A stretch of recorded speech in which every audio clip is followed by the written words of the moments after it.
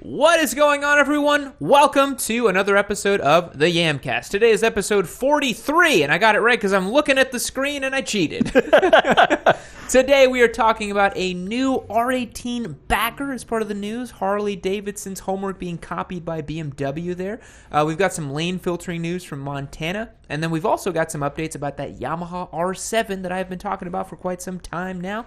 And then, of course, we're going to be doing call-ins from our Discord boys. This week, we don't have a theme. We're just going to be having some fun and seeing what people come up with. That's always a good time. And then we have another meme contest this week. We are doing another meme based on you, I think. Yeah, with the DRZ. All right. I think I'm going to be up next week because it's been 2 weeks in a row of memes with you, so we'll come up with something for me. Maybe we can do the one of me running away from something. Yep. That would be a good one. Yeah. Anyway, stick around. It's going to be a good one.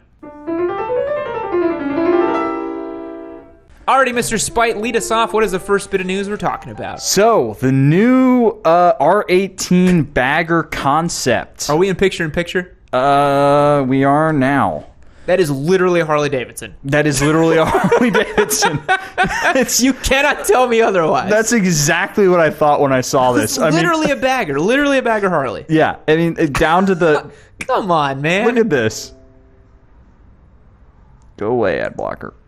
This is just so clearly a touring Harley. It looks like a Heritage, but with a Batwing. It's crazy. Yeah. So, as many of you guys know, BMW's came out with this R18 Cruiser. It's a huge 1800cc boxer twin, big, long Heritage model, like 750 pound, like, you know, that kind of cruiser bike. That literally looks like a Harley. I mean, that's even the gauge clusters. That's crazy. It's like one for one a Harley. I did not expect this, honestly. I didn't expect it to be so blatant. It's crazy how just they literally took the silhouette even. It looks just like the Street Glide. Yeah. You know? You know what? Can you pull up a photo of a Street Glide? Let's take a look here. Because this is going to be hilarious. Because so the Street Glide, look at that, is this guy right here. So that's your Harley, and we click out that. There's the BMW. I mean, it's so similar. It looks like a simulacra of the other one. Yeah. The only difference is one has a boxer and one has a V-twin. Yeah. It's wild. And I get it. The whole reason why they made the R18 was to steal away Harley customers, except it's now that it's mask off, right? They're just like, no, we're just going to try to build Harleys, basically, right? Is this getting any interesting updates or changes from the traditional R18? Is this kind of like still like a pre-production type of thing? It looks still like it's very pre-production. I think what's going to end up happening is we're going to get some nice touring package stuff here. Yeah. So you're going to see, nice gauges there, probably a big TFT dash somewhere in the middle there. Yeah. Probably like an iPad style one. Yeah. Speaker system, all the stuff that you would want from a cross-country tour that you don't currently have on the R18. Yeah. So it's still very pre-production phase, which is why we're looking at these renderings. I still think that a BMW R1250 GS is a much better touring motorcycle than something like this. Yes. Yeah. Undoubtedly. It's way more comfortable. A Goldwing is by and far away better than this, too. It's got more features as far as I can tell. This is an interesting move. It's a Heritage model turned into a touring model, but I guess they're going to sprinkle in some tech just to appease the BMW buyer. Yep. But I'm not really sure who this bike is supposed to be for. I guess it's for that very niche market of like Harley dudes that are willing to go to BMW for their transcontinental heritage touring bikes. Can you imagine any out there? No. They're all like 60-year-old guys stuck in their ways, They're all just going to want to get the Harley. Yeah, they already have the Harley, probably. Yeah. I mean, I don't understand.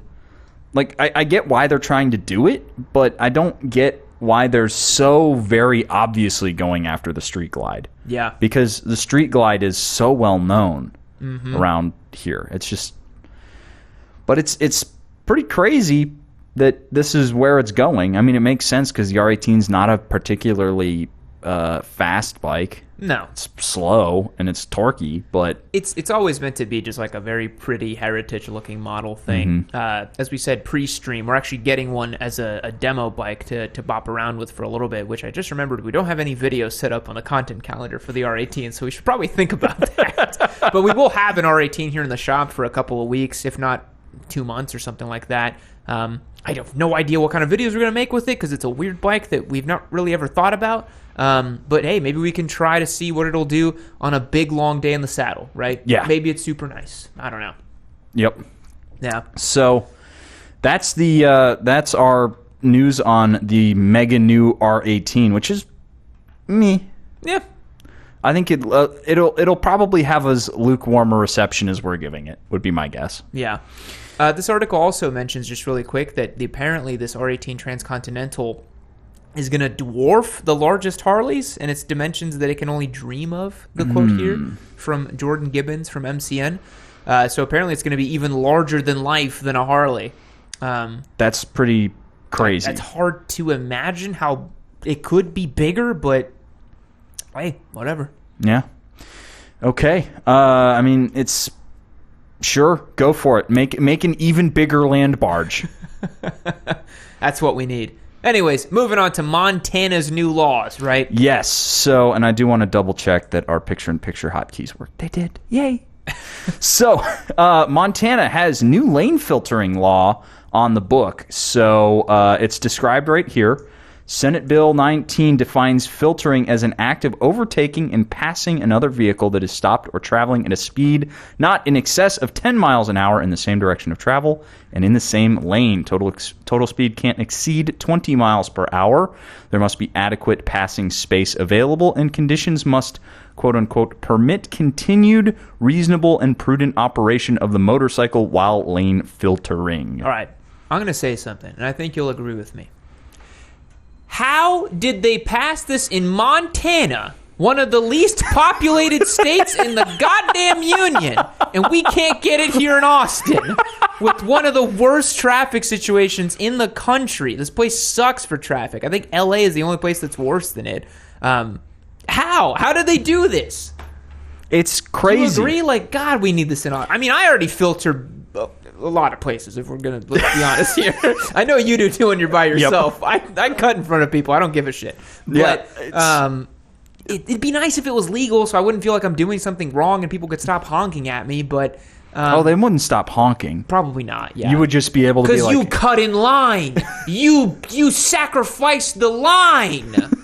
Even though Texans don't understand how the zipper works. Yeah, they really don't. But I guess in Montana, where there's probably more cattle than humans, there's you can now lane filter. I don't know where even you would do it in Montana. Is there a big city in Montana? Butte? Yeah, I guess. How big is Butte? Like 20,000 people or something? 100,000? They're saying that it was designed to relieve some traffic stress, and it starts in October of this year, which Great. Yes, lane filtering, the point... Wait, October in Montana? Will anyone even be riding? It's probably too cold. What is this, man? There's probably just some motorcyclist who had some power up there, and he's like, I'm going to write a lane filtering law. Why not? Mm-hmm. He was probably the one senator from, his little district. Yeah. Which is probably 3 dudes, and he got all their signatures. Literally, yeah. Yeah, so I know that Utah also has a lane filtering law that's a little bit different. Mm-hmm. Obviously, California has a lane filtering laws as well. But I think that California lane filtering can get pretty crazy. I've seen some dudes lane filtering like on the highway at like 50. I'm like, not really necessary to filter at those speeds. The question is, are those guys filtering legally? Probably not. They're splitting lanes and doing it too aggressively, in my opinion. Yeah. So there is a big distinction between lane splitting and lane filtering. People use them synonymously, even though they're not. Correct. Yeah. So, filtering is when everyone's stopped. Yes. And then splitting is when people are moving. Yes. So this is going to allow, basically it's going to allow you to filter to the front of a stoplight. Yeah. When you are, in traffic, or say you're stuck on 35, you can just filter past all the cars, which... Yeah. I may or may not already do. So it's... Dude, the other day when I was taking... So I'll let you guys here on the Yamcast know. We've got a giveaway WR250R we're doing. You're going to see that in a week or so, I believe, by the time this video goes live. When I took that back home the other day, it was like Mad Max. Like, I was on shoulders. I was taking mountain bike paths. I was going everywhere. Like, I made it home in like 20 minutes. Whereas normally it would have taken me 45. It was awesome. Yeah. That was none of what I did was legal, but I did split and I made my way home. I know you do it on 35 too. Like 35 sucks to go back home, man. And my bike will overheat. I mean, even a liquid cooled motorcycle here in Texas will overheat in the summer if it's sitting still. Yeah, you got to keep it moving. So it just makes sense. And I think it does one thing that they don't mention here is it encourages, especially in places like Austin here where we have more riding weather, whereas Montana by October 1st, all the motorcycles are going to be covered under permafrost. Yeah. It causes people to get on a bike. You know, instead of building another bridge across the Colorado here so that we can relieve some traffic on 35, why don't we encourage lane splitting and make motorcycles more appealing and cause traffic to get lessened that way? Yeah, I agree. Because ain't nobody in Texas, they're not car sharing. No. Nobody's carpooling in Texas. No, everyone is, like I was about to say, they have their big trucks and rolling around. I am now one of those people, I guess. But it's a very inefficient form of transport to have a 4 or 5 passenger vehicle and one person is in it. You know, a motorcycle makes a lot more sense. However, I'm seeing on this article, Andy Greaser from Revzilla over here says, you might not associate Montana with gridlock, but the new bill affects a relatively large number of riders. Big Sky Country has one of the highest numbers of motorcycle registrations in the United States, just behind Texas and Pennsylvania. There, Texas. Where are you at, Texas? Well, come on. What do we got to do? It's crazy that Pennsylvania has more motorcycles than we do. That seems weird to me. I mean, there's some good riding out there, but the time of year that you can do it seems so limited. Texas makes sense because you can ride the whole year, and we got hill country, and it's pretty good out here. And where the hell's California? Honestly, I would have thought California, well, maybe because California's population's so big that it skews it. You know, I think like 55 million people live there. You know, that probably has to skew it. You're thinking that's probably a per capita number? Possibly. I don't know. It can't just be absolute numbers, but I know there's some beautiful riding in Montana. Beautiful. I was in the southern part of Montana a few years ago visiting. God, it's so pretty out there, man. That's one of the perfect places to take a dual sport or, adventure bike and actually go have an adventure. Yeah, that or the Pacific Northwest. But anyways, hats off to Montana for making it happen for lane filtering. You know what? Maybe I'll try to use the powers of Yammie Noob for good and try to create a political action committee to get lane filtering legal here in Texas because I'm quite sick of it. And the AMA ain't going to do dick all No, about the AMA is too busy trying to make sure people don't have to wear helmets. I'm like, what are you guys doing? That is a complete... Sorry, no shade of the AMA, but come on, man. There's priorities, you know? Yeah. Anyways, that's why you come to the Yamcast. We're opinionated here. We tell you like it is. Something like that. Anything else you want to say about Montana's new lane filtering bill? No, I just wish it was everywhere. I know, me too. Me too. It doesn't make sense. But this is, I think, the juiciest news of the week. The R7 is confirmed on the way. I knew it. Confirmed via emissions documents. I knew it. This is Cycle World saying in March 12th of 2021, so that was just a month ago, just about. We knew it was coming. I knew it was coming. There's been rumors, and now it's basically confirmed because the emissions are confirmed, and that's the big one, that they're going to make an MT-07-based sport bike.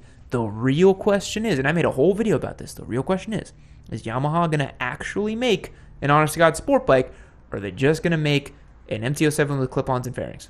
Yeah, that's the real question.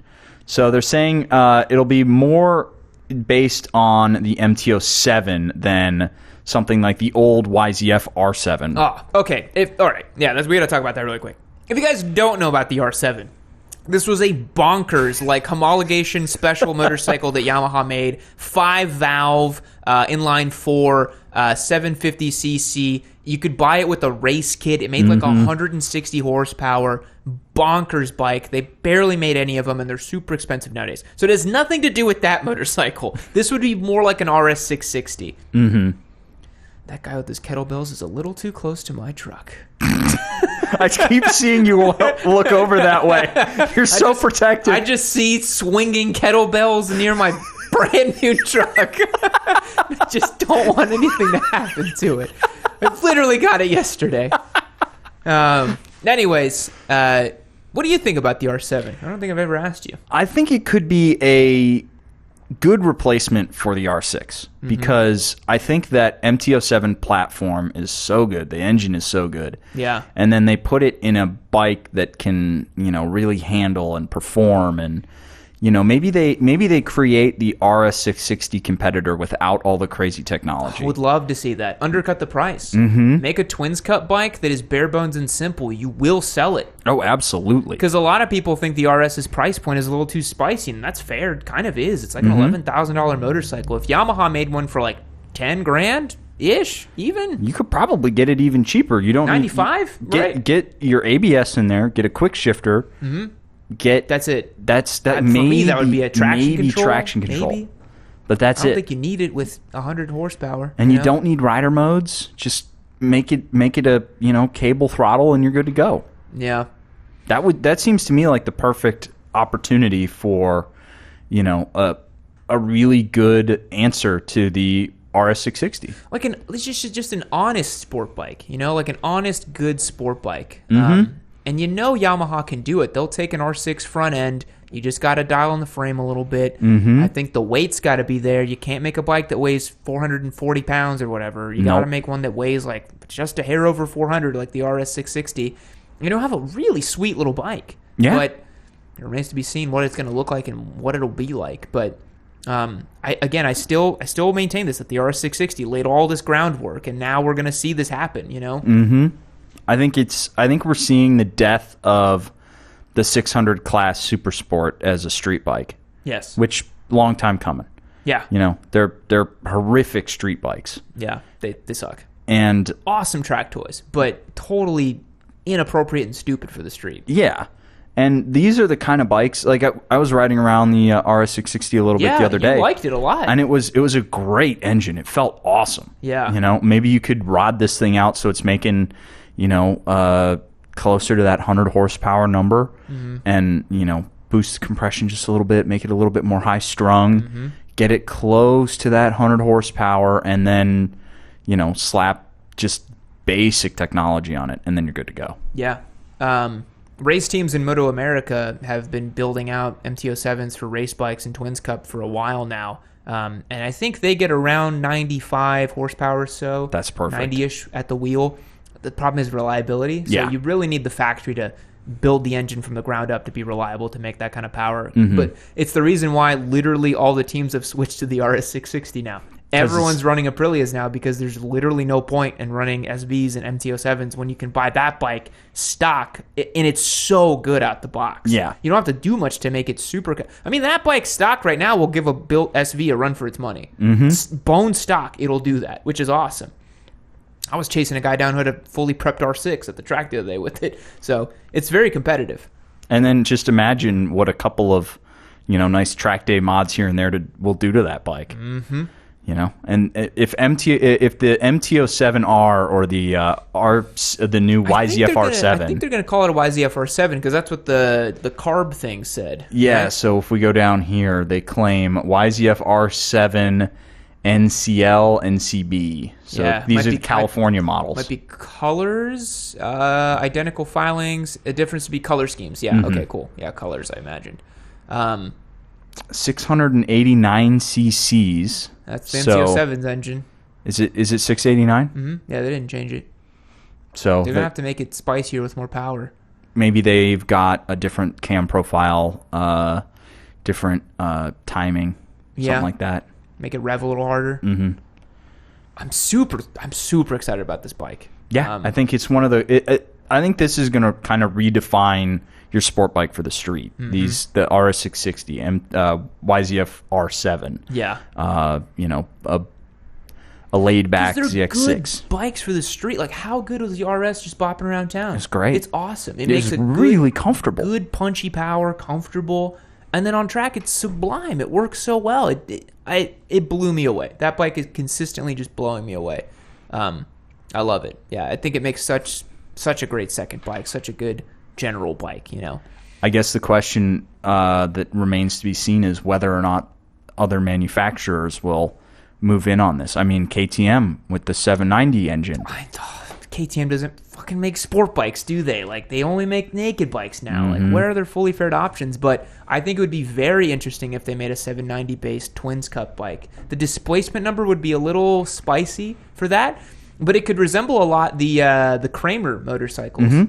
That used the single sill, so it's down one cylinder, but they were so light. So light. I think the Kramers weighed in at like 340. Yeah, they're ridiculously light, super lightweight.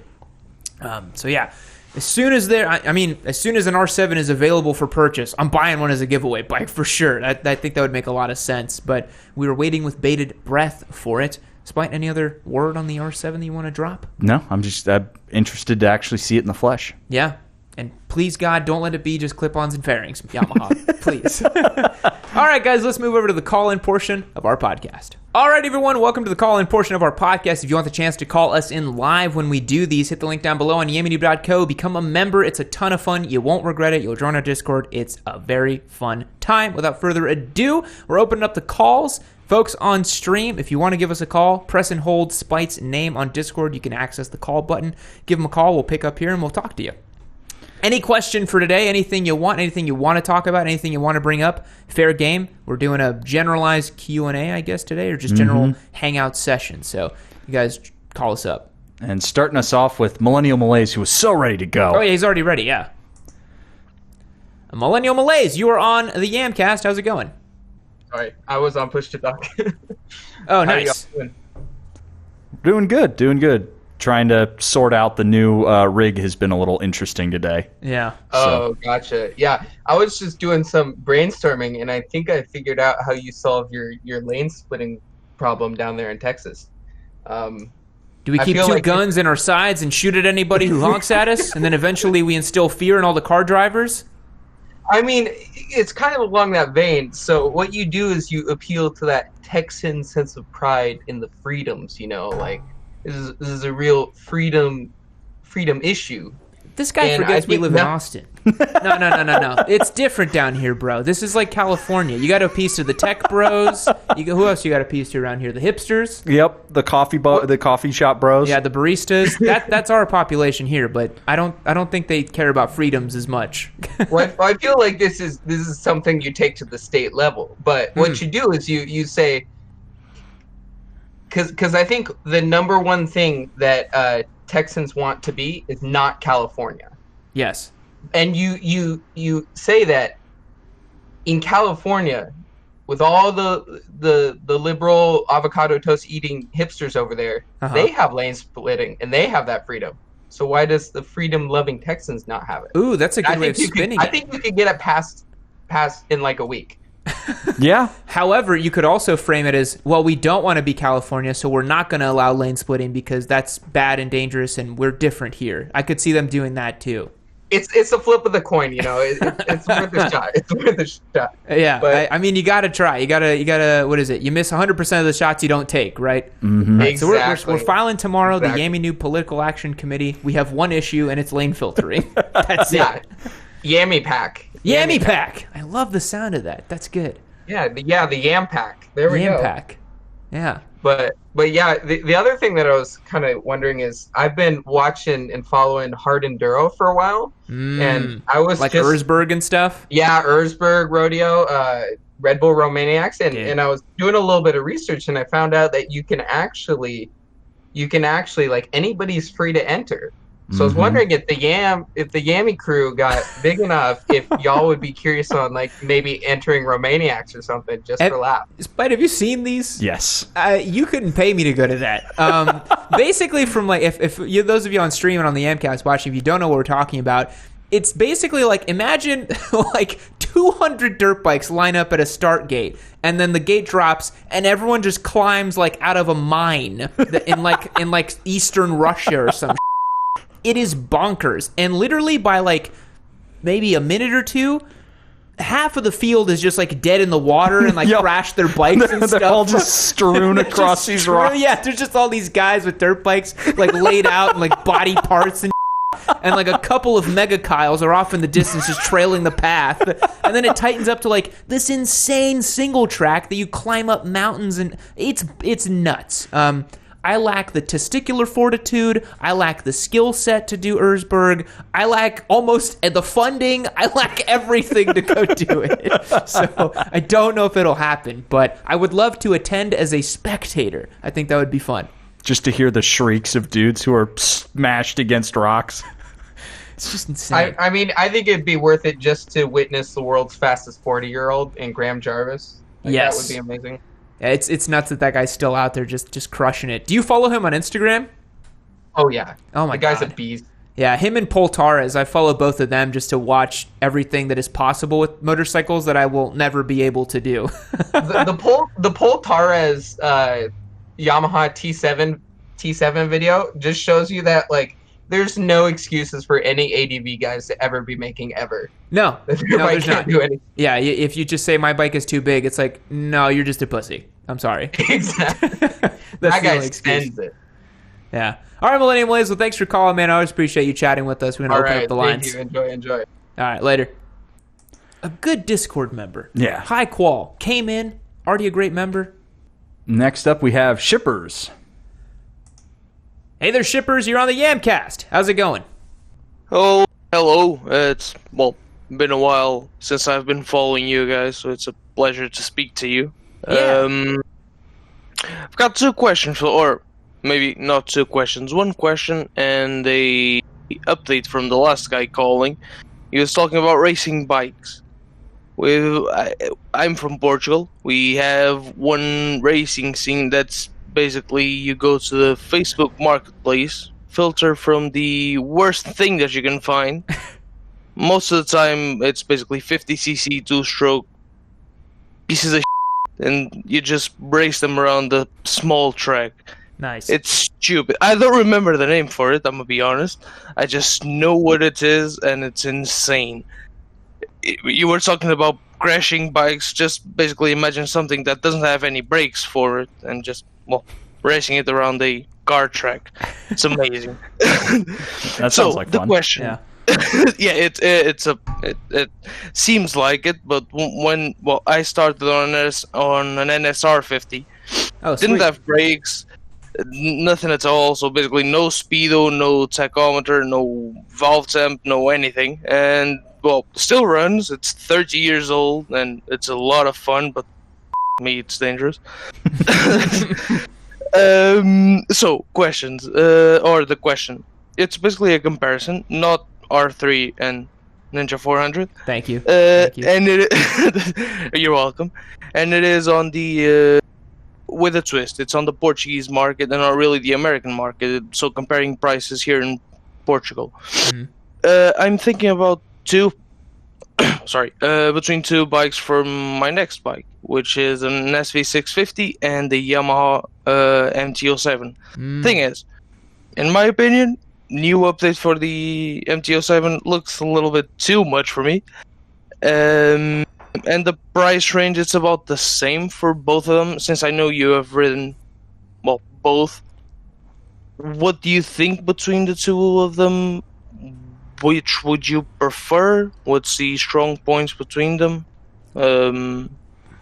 It's basically that, just getting a second opinion. Yeah, I think for me, the MT-07's a super fun bike. I really, every time I've ridden one, I've super enjoyed riding it. I love the fact that you can just rip on the throttle in second gear and it does wheelies super easily. It makes a great sound. But the pragmatist in me probably says to choose the SV650. You can't really go wrong with an SV650, and they're so good, and there's so many things you can do to them. And everyone knows everything about them too, which is great. Like you go on they've been around for like 20 years, so anything you want to know about an SV650, someone has done or knows about or is ready to go with it. So whether you want to make it a long distance touring bike, whether you want to make it a track bike, whether you want to just keep it as a street bike, the SV's, I mean, it's why it's the gold standard of naked bikes. Spite, what do you think? I feel like if you're thinking about any kind of track application, the SV is probably the better motorcycle. But if you're thinking, fun street bike, yeah, the SV is a great platform, but I really like the sound out of that crossplane twin. Mm-hmm. I think it sounds so cool and so unique. And yeah, the thing is, it's not so unique here in Portugal. you can't swing a bat here without hitting an MT-07. It's awful. And the thing is, you normally we talk about searching for it. You search on the second-hand market. Oh, good luck with that, because a bike with 4 years will be as expensive or almost there as a new bike. The stitching must be made out of a unicorn's butt cheek.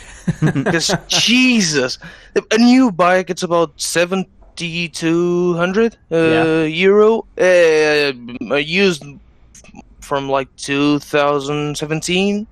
Around 6,000. Yeah, so they don't really depreciate. Yeah, they don't depreciate at all. It really is a pain to have a look at the used market, and the SVs just don't exist at all. You can search everywhere. They won't pop up. Neither old ones or new ones. They just don't exist, which is actually appealing for me. Which is stupid to say that an SV650, at least for you guys, an SV650 is a unique bike. That's how we feel about it here. Like, literally, you can't swing a bat without hitting an SV650 somewhere here in Austin. Like, I think I see one almost every time I'm out somewhere, Like, they're literally everywhere. We really don't have many. There you go. Before More reason to get COVID one, and all. Yeah. Oh, yeah. When I get the money and the license for it, I sure as I will. Yeah. Either one of the two of them. Yeah. I'll tell you when I get one. Sweet, man. And you said you were from Portugal, right? Yeah. Hey, então dá pra falar português ou não? Claro que sim. Às vezes é meio difícil entender seu sotaque, mas o português do Portugal ainda... O Miguel Oliveira do GP, ele fala o português de Portugal. Vocês falam muito fechado, cara. Vocês falam tão diferente, sabe? E o meu sotaque não é muito fácil de entender, porque eu sou da parte do norte de Portugal, portanto é complicado. Eu já tô tendo dificuldade de entender. Well, no problem. I can speak English just fine. Yeah, we'll switch to English so people can understand on the stream. So people can understand. Yeah, but now we've appeased all the Brazilians and the Portuguese people. They're like, Yammie speaks Portuguese, Yeah, yes. That's about it. You talked about it, I don't know, about 3 or 4 podcasts ago. I had no clue. Yeah. When you talked about moto boys in Brazil, they are insane. They're a different breed, dude. They're literally a different breed of human. They really are. I have a friend he came from Brazil and he rides a 125 bike. The things he does with the 125 bike, that's about 11 horsepower. Yeah. Fucking hell.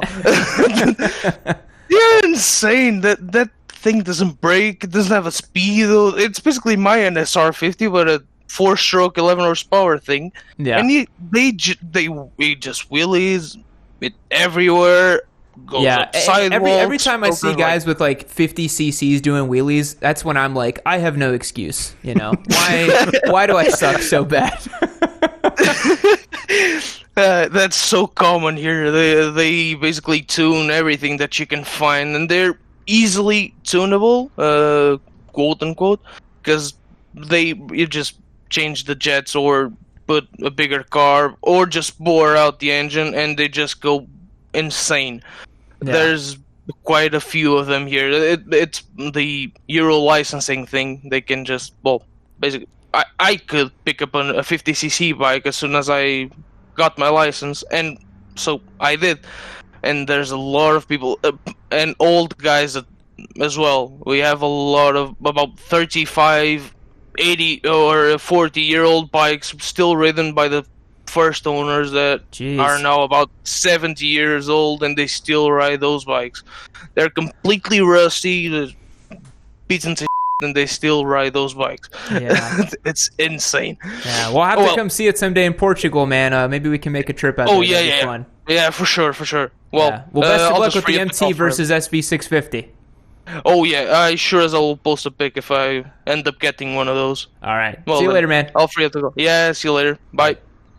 7-round burst. You were on the Yamcast. How's it going? Good. How's it going, gentlemen?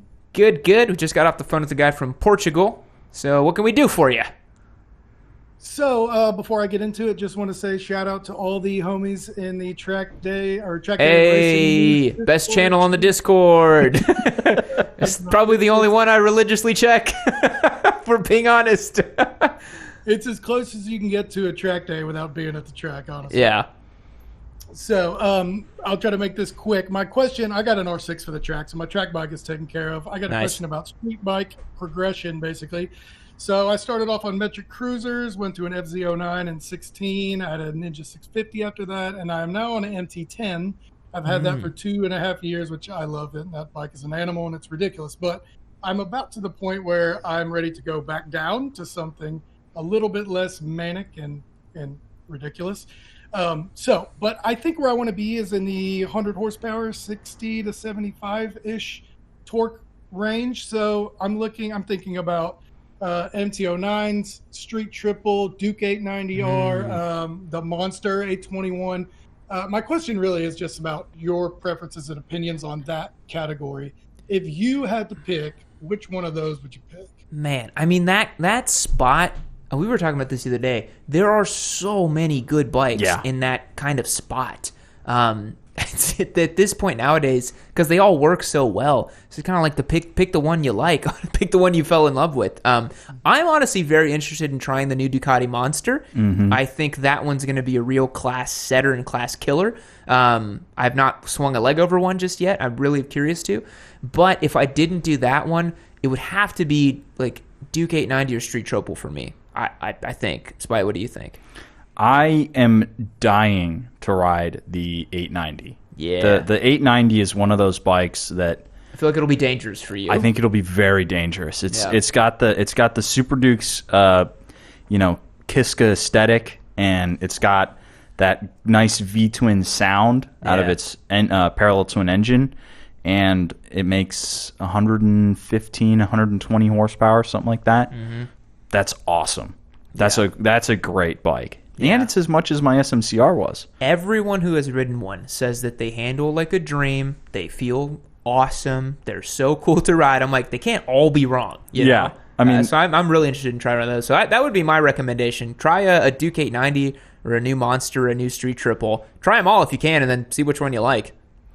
Okay, great. I appreciate the opinions. The Duke, the tech tempts me on that bike. The only other hitch that I can put in there that's outside the class that I'm considering is the RS660. Ooh, and also very good. When you put it up against those, I don't know how would you compare that up against that class? Is it really that much different? It's pretty different.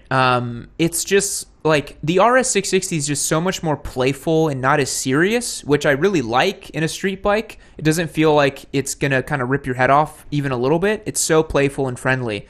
So if you're looking for something to truly downsize from the MT10 and you want something to back to basics, like fun, simple motorcycle, the RS660 is awesome. It feels super good to ride, and I really love it. But if you still want the naked bike thing and you still want something pretty aggressive, the 890s and the Street Triples and those, like they're seriously fast bikes. Like those are serious machines. The RS is still slow enough to where you feel like you could probably use all of it on the street and not get yourself in too much trouble.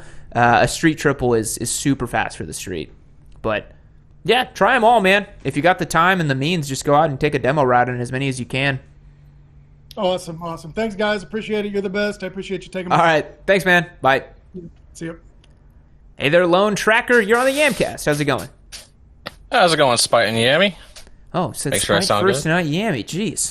That's not how that's supposed to go. I'm just kidding. What can I do for you? My bad there. Nah, so I want to give you credit for because I want to renounce myself now, so you guys can make the memes and laugh. Kyle, monster loving Vulcan boy here. Okay. Oh, man. I like that you made the video. Hang up the phone. You did? Spike. Hang up the phone. Hang up the phone. Here we go. We got a Vulcan Hang up the phone. No, hang up the phone, apologist Spike. Hang up the phone. No, I'm just kidding. Go ahead. So I picked it as my first beginner bike because I was riding around with sport people and I do like it. But like I said, for a first choice and wanting something with a little bit of to ride with other sport bikes, it was actually something I enjoyed because I wasn't looking for, you say, the sound or the customability. So that's why I would agree with on the very first, like where you said the beginner bike. I would agree with you there. I think it's probably one of the best things I can get to that I thought for the cruiser platform of what I was looking for styling and performance. Mm-hmm. Now, I mean, but the sound thing, I know you guys kind of, but like it's each his own. Now, my progression from there is like I want to keep with kind of a sporty kind of muscle cruiser. So I don't know what your thoughts on what if now that you have the Rebel 1100, what if Vulcan does some crazy, ZH2 looking, Vulcan? I think if you jumped from a Vulcan 650 to a ZH2 Vulcan or an H2 Vulcan, that's like how to commit die 101. That'd be a big jump. Not impossible, but just still, that's a hairy thing to do. Well, I've ridden other bikes. I've had, like I said, I started like last year and about 2 years now, so I've been around a little bit. That was my first choice I picked up. Yeah, you probably won't yeet yourself into the moon or anything, but still a bit dicey. So here's the thing: I was actually just on the Rebel 1100 today, and this video will go live before we do that big reveal. But you guys are on the Yamcast, your diehards will let you know. So I was riding the Rebel 1100.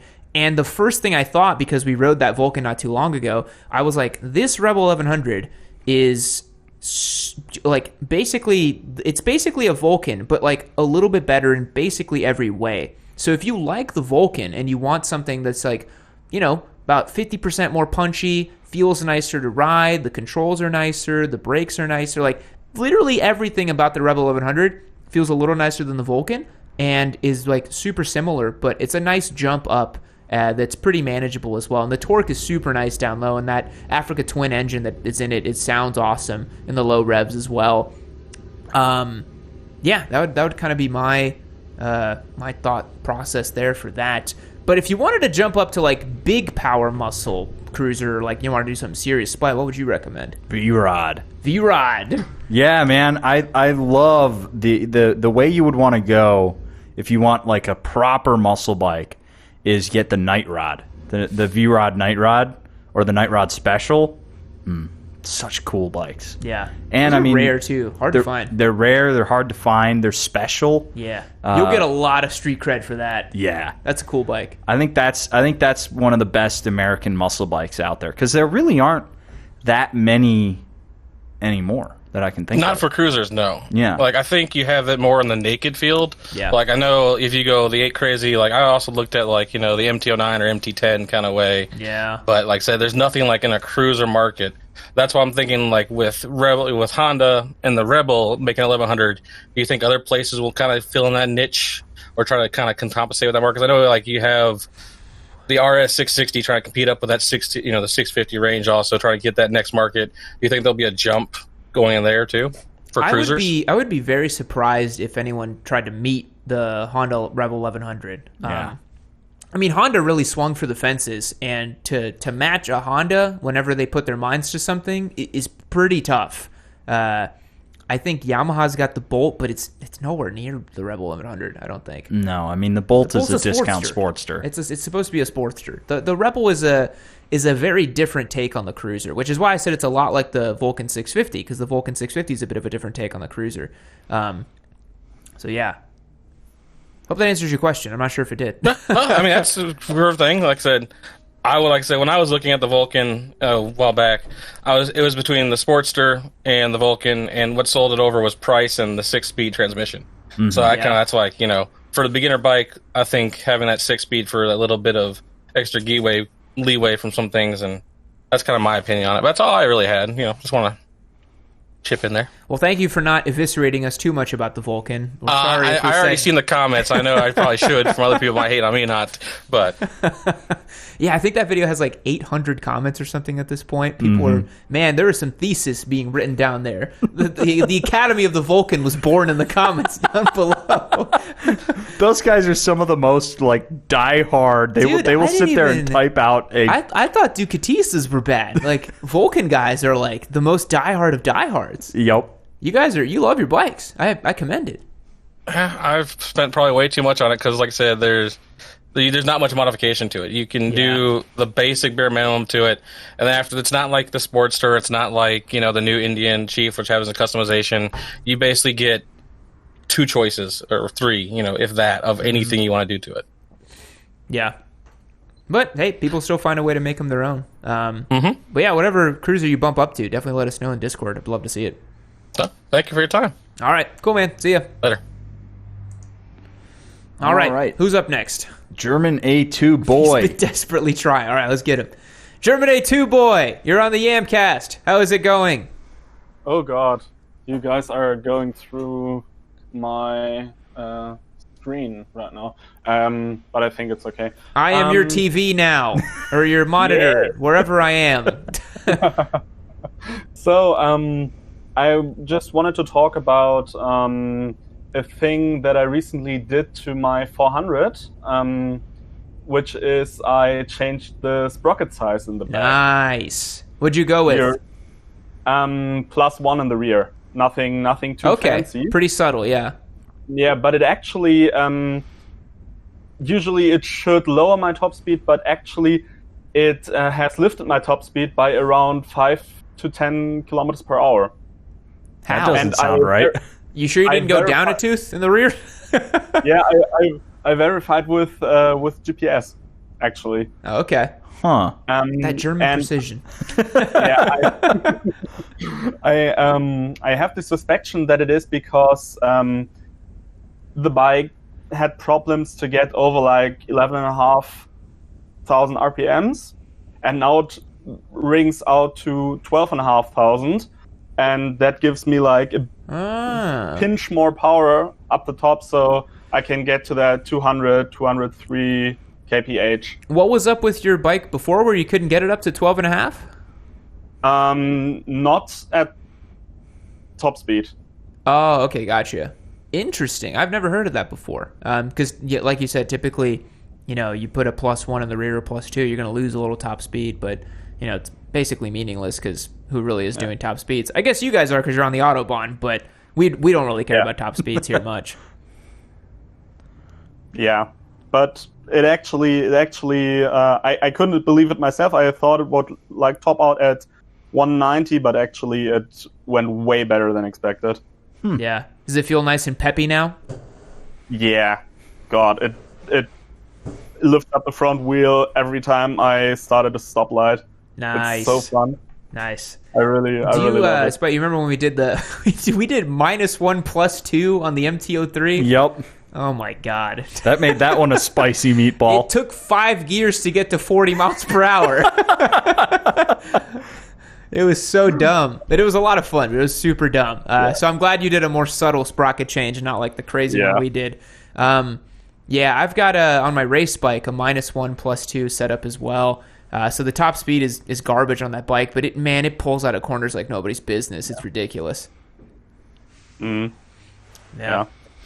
I was thinking about doing that to the ZX6 if it should ever come, but I don't know. We're gonna Germany 2 boy. Mark my words. We are trying. Once COVID is more clear, we can go to travel places. Like, mark my words, we are gonna make that happen because I love that plan still. Yeah, I love that plan. I know. Yeah. Get you that ZX6. I forgot one thing in the process of changing the rear sprocket. I actually got an ABS delete. Ooh. My ABS is broken now. Hey, that's not too bad. I don't mind that at all. But I have tech inspection in a month. And it needs to be fixed for that sucks. They'll definitely check that. Yeah, I have to go back to the workshop and tell them, hey guys, you broke my ABS. Because I've lived now for the past 1.5 months without it, and it was nice to do some stoppies, but yeah, now back to normal. Gotta ride like a normal person again. Yeah. yes.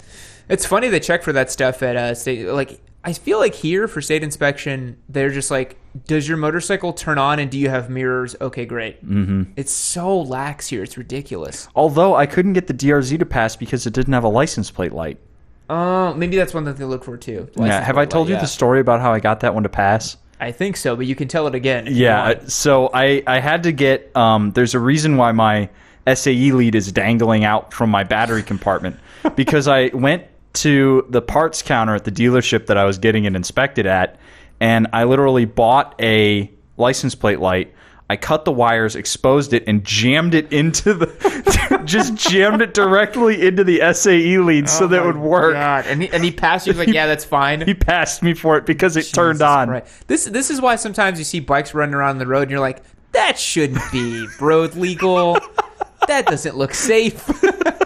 So I'm sure people thought that. Well, actually, I cannot reveal that on the Yamcast. I was about to talk about a secret project bike. You know the one. Yep. Yeah, people probably thought that about that bike, but I cannot reveal that on the Yamcast.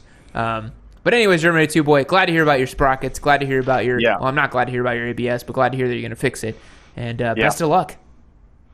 Was nice talking to you. Yeah, we'll catch you later, man. Yo, bye. Bye. All right, we have Wade on the Yamcast. How's it going, man? Good. How are you guys today? Good. What can we do for you? So, I have basically the same question, same kind of general question everybody's asking today: this bike or that bike, or what should I do, kind of thing. But so currently, I have a first gen Daytona, first year. It's an 06. It's got some work done. I mean, it has a CompWorks exhaust, Öhlins TTX rear, Öhlins inners on the front fork. So it's got some stuff done to it, but it's at that 21,000 mile mark. And I'm just like, I've decided that the end of this season, I'm going to go ahead and sell it. Mm-hmm. And I'm wondering if I should stay with a Daytona and just upgrade to either a second or third gen and get the R, obviously, this time instead of just a base. Or if I should look more into something new that has a warranty, because I'm sure Daytonas can have some problems that are really expensive to work on because of Eurobike premium. I'm shaking my head and laughing. Spike probably knows why I'm laughing. I mean, my bike, dude, is like unkillable. I don't know what Daytona I got, but like no matter what I do to it, it just kind of keeps working. It's lived through so much abuse and it just keeps turning. But I will say, first gen Daytonas from like 06 to probably 2010, they had some weird stuff, especially at the mileage you're at. Yeah, they start to get weird with electrical problems and oil leaks and all kinds of stuff. The oil leaks are what I'm fighting. I already dealt with the stator rectifier issue. That won't go away. Yeah, I put the MOSFET regulator on, got the R&R stator for it, put in a lithium-ion battery. So right now it runs. I just got it out of the shop for valve job and all that stuff. Yeah.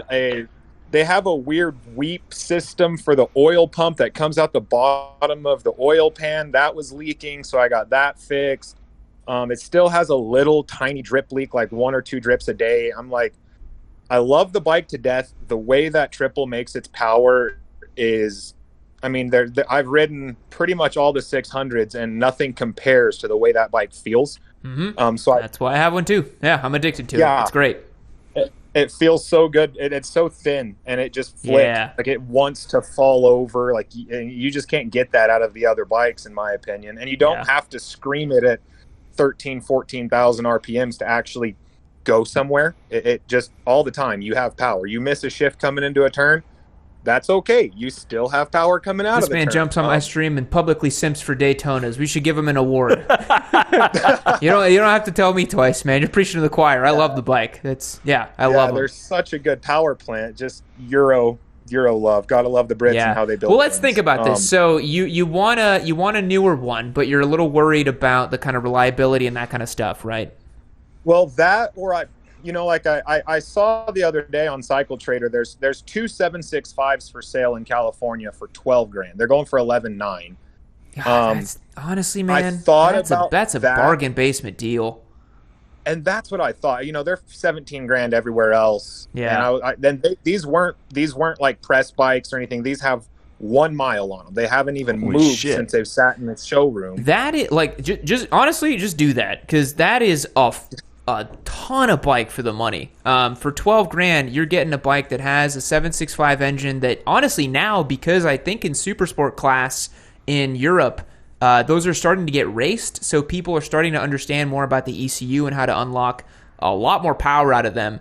Because that engine... I saw someone pulling 150 wheel on a dyno out of it. No, I mean, I've seen Race Prep 675s doing 140 at the wheel. I mean, that's not too crazy. But, I mean, we're probably going to start seeing for that 765 platform like 160 at the wheel in full race trim, which is idiotic. That is a ton of power.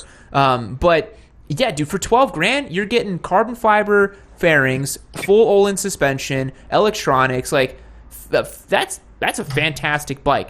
Here's my thing, though, if we're going to get deep into Daytona lore and simping. I personally don't think that the 765 Daytona is a real Daytona unless you do a ton of work to it. It doesn't have the same je ne sais quoi that the second gen R has, like with the analog tachometer and the quick shift up. Like the second gen 2013 Plus feels super raw and good. But 12 grand for that bike, dude, I'd say lock that down. What do you think, Spite?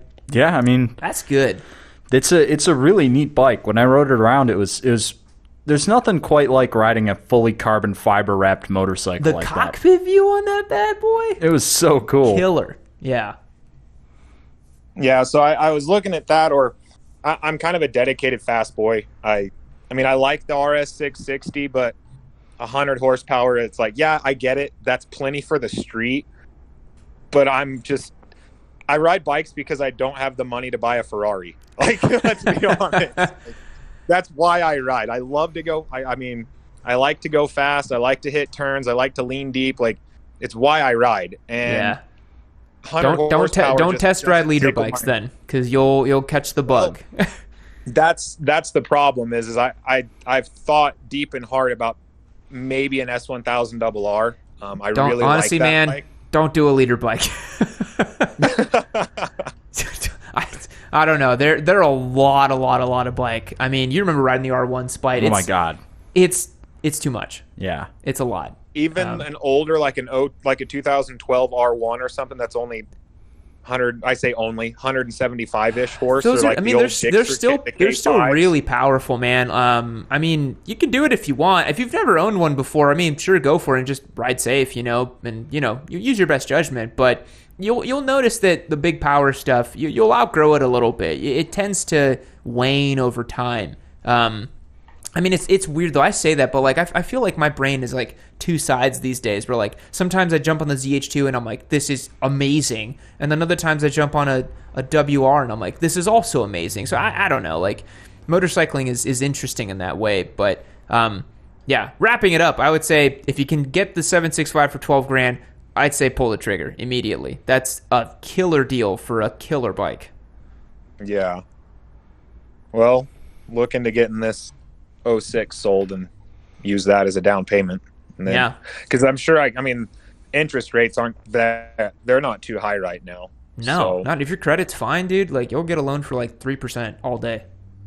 Yeah. Yeah. And for a $12,000 loan, you pay $5,000 down, $6,000 down. That's half of it paid already. Yeah. So you're talking not much money. But anyways, best of luck, man. If you do get the 765, feel free to flex on Discord. We'd love to see it. Right, be like, look what I got, whatever number of 765. Yep, it's a big flex. And then a week later, I'll be like, oh, it's back in the shop because it's a Daytona. Yeah, that is true. All right, man, we'll catch you later. All right, we'll talk to you later. See ya. Bye. Alrighty, Spite, do we have anyone else? I am log is not in there anymore. Aw, damn. All right. Well, that's going to wrap up the call-in portion of our podcast. Went a little longer than we thought, but it's always good to talk to the boys. And now we're going to jump over to the meme contest.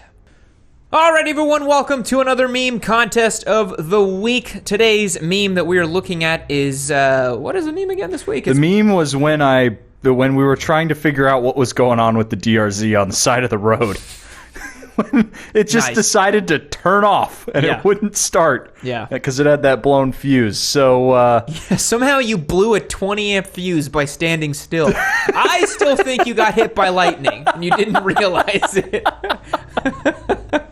I mean, that fuse was torched. Yeah. And I have no idea how that happened. And so we've got a picture of me doing this next to my DRZ and then a shot from the video where you're being like, this is what happens when you get a bike. Yep. So our first entry today comes to us from Driftin' Fish.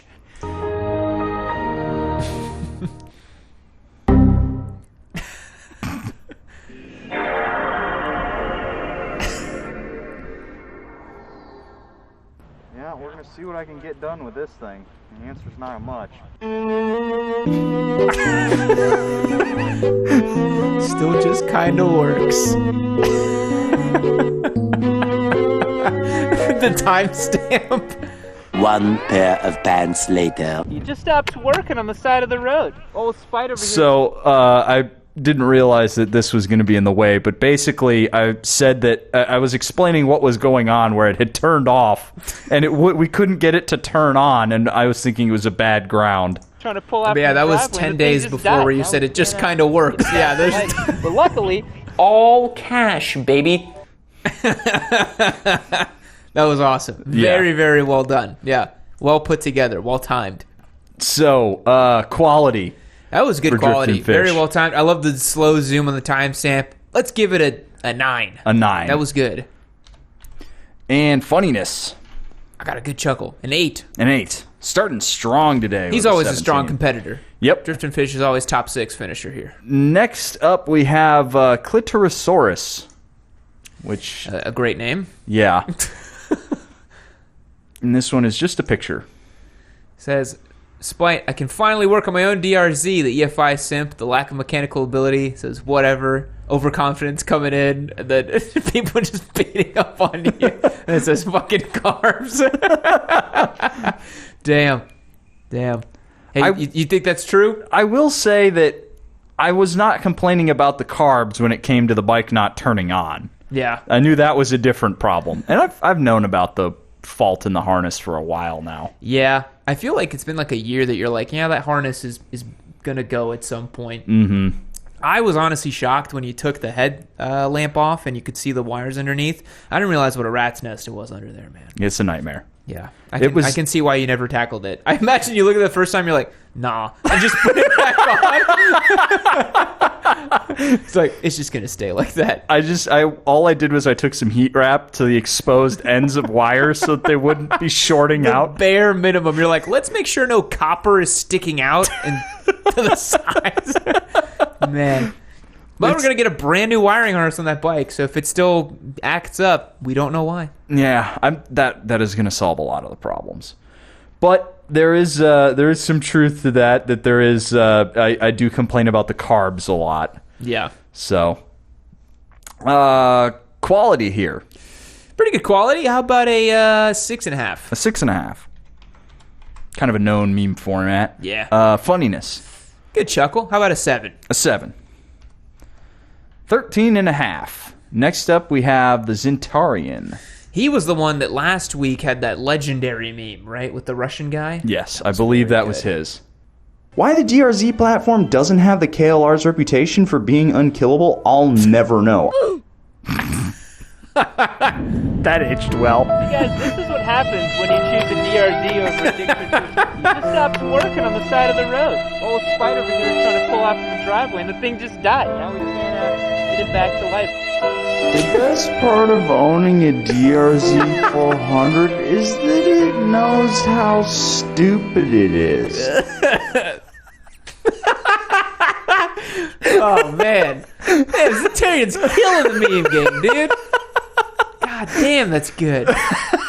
That quote did not age well, though. God damn. All right. I will say that my DRZ is about the worst DRZ example you could find. It's one of the worst I've seen. I'm not going to lie. It's going to be great when we're done with it, but right now, God damn. I There's been so many things with it. Like when we went to Big Bend and you're having that issue where like, are you even going to ride today? And you're like, I got to fix this thing. And you just sat there on the side. What were you fixing on it again? So that was when I had moved the shifter lever up and it was smacking into my front sprocket cover. Yeah. I remember So I had to modify the front sprocket cover. By modify, I say break a bunch of stuff off Unga of. bunga the sprocket cover and it made it work. And then, because I tried to go to the gas station, I was like, why can't I get into second gear? And then that bike was definitely a race bike at one point. Yeah. It was definitely upside down at another point. That bike has lived a hard life. Yeah. So, the DRZ, typically unkillable. Mine maybe has a bit of an Achilles heel. Yeah. So, but the meme here, quality. God damn it, that was good. I think a 9 for quality. Yeah. Pulling it from that one list I made about the DRZ many moons ago. I know, that was a deep cut. And funniness, I got a good chuck. I think a 9 as well. Honestly, Yeah. that was pretty funny. That's an 18 right there. Solid first place. Although I do believe Drift and Fish and Zentarian are on cooldown. They I'll have to double be. check. They're always so hot on the meme game. Yep. So next up we have Naked Somersault. Very simple. Just is that it? This is what happens when you choose a DRZ over a Gixxer 250. It just stops working on the side of the road. Simple. To the point. Yep. Easy to understand. I think that was just a 5 and a 5. Yeah. Middle of the bell curve. It was like DRZ dumb and you're dumb. Just boom. That is a 5 and a 5. I am noticing right now that the camera is crazy dark. Okay, let me fix that. Modify that. Next up, we have German A2 Boy. Yeah, I'm not sure. I've never had that happen before. I don't know what the problem is. Does your partner have technical difficulties?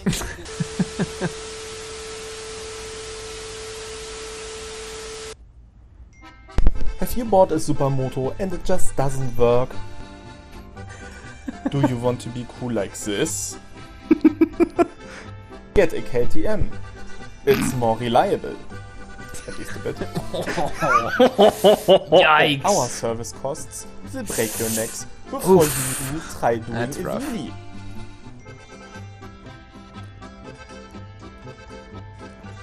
Get your overpriced wheelie machine today.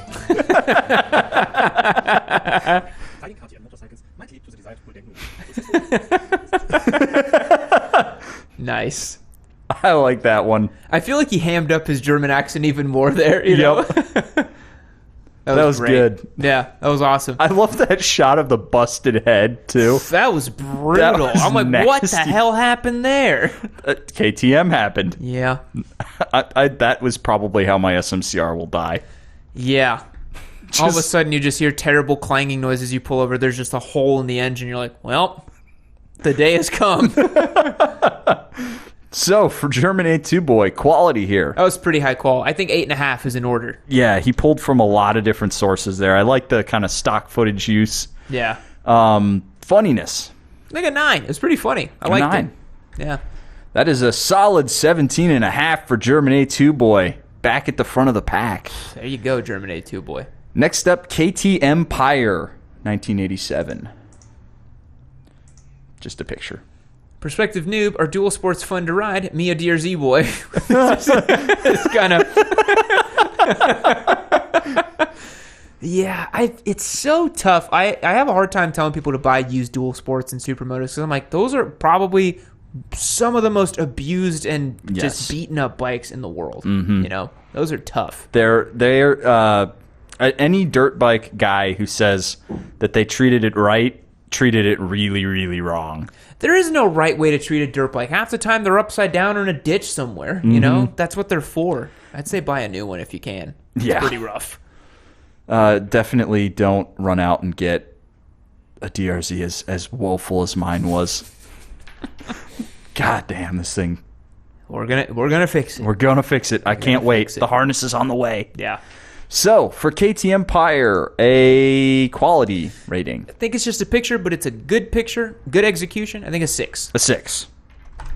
And a funniness. Got a good chuckle out of me, despite just being a simple photo. Good execution, like I said, simple. How about a 7? A 7. That's a 13. And next up, we have A1 Aces, our final entry for today.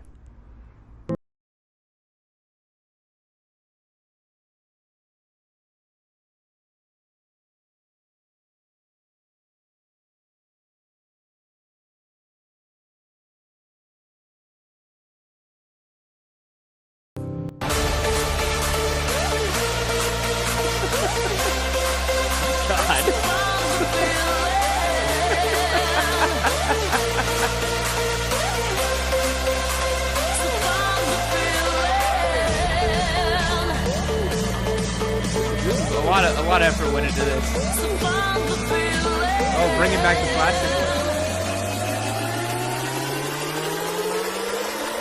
plastic. Wiring harnesses that we could pick up and probably swap out on this whole thing and get it refreshed. Nice. That told a really great story. Yeah, there was a narrative to that meme. That's next That's level a pretty stuff. rare one. Yeah. We rarely have a story being told. Yeah. Quality. Honestly, pretty high. Yeah. Like, there was a lot of effort went into that. Like I said, there was a story, a narrative, all this stuff. I think I want to give it an 8.5. I think so, too. That's pretty high. And funniness? Honestly, pretty funny, too. I think an 8 for sure. Didn't get solid like a big rousing chuckle out of me, but, yeah, pretty funny. That's a 16.5. Nice. Which puts Zintarian as the winner for the week, but he won last week, right? I think I'm not. We had so many good entries. That week was ridiculous. It was like through the roof, the entries there. Yeah, because that was such a good memeable moment. But we will give him the honorary first, even though he probably can't win a prize. I'm pretty sure he's out of the running, but I will check on my probably spreadsheet. not, yeah. Which means German A2 boy. He's got to be on cooldown, no? Or is no, German A2 boy's been striking out, or maybe the memes have been so good that he had to step up his game. I love whenever he put the react, and it was me just on the ground, and it was like German A2 boy after this meme contest. So German A2 boy is second place, assuming that Zintarian can win. If he's not, he's first. Followed by Driftin' Fish, who is definitely on cooldown. We had so few entries this week that basically, like, if you submitted, you might win. Mm-hmm.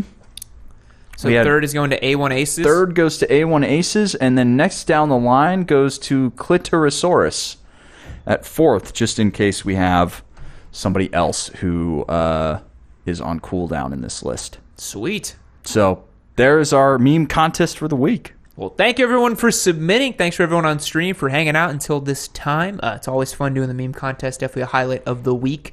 And thanks for tuning into the Yamcast. Remember, guys, if you're watching the Yamcast, you've made it all the way to the end. Thank you so much. But the fun doesn't end there. You can join on YammieNoob.co, join on the Discord server. You can watch these live, join the meme contest. I'm serious. I promise you it's a good time. You will not regret it. We will catch you in the next one. See you later. You've made it to the end of another Yammie Noob video. Aren't you a special cookie? Well, I'll tell you what. I got a gift for you. Click this right over here. You keep watching yourself some of my videos. Got some cool ones in there. Got some memes. Got some awesome content. I don't like the way this one's feeling. I'm going to try it again.